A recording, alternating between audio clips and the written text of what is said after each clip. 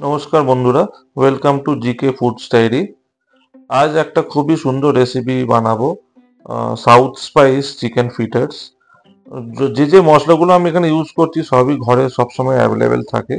তো দেখে নেওয়া যাক। এখানে আমি একটা বোলেতে 250 গ্রামস বোনলেস চিকেন ছোট ছোট করে স্ট্রিপ করে নিয়েছি।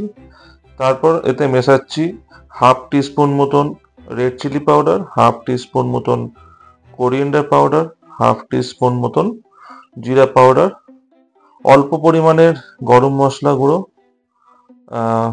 অল্প একটুখানি আমি এখানে ছাতু ইউজ করেছি, প্লাস 1 থেকে 2 টিস্পুন মতন ছাতু, তারপরে 1 স্পুন মতন বেসন ইউজ করেছি, আর 2 থেকে 3 টেবিল স্পুন মতন কার্ড ইউজ করছি।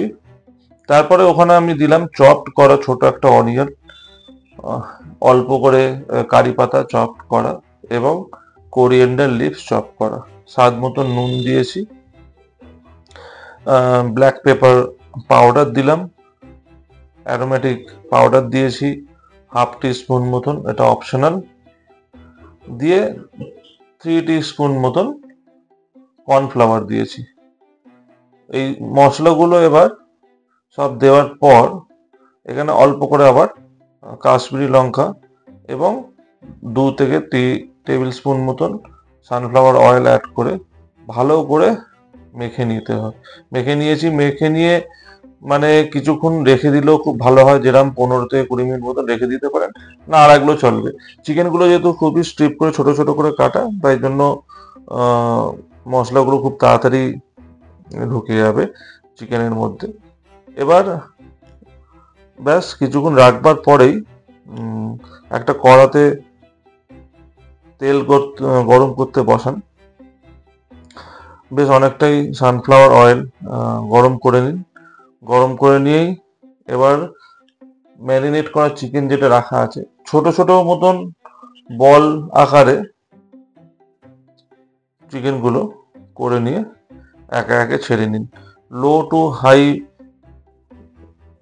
বা লো টু মিডিয়াম ফ্লেমেতেই রাখতে পারেন। লো টু মিডিয়াম ফ্লেমে রাখাটাই ভালো হবে।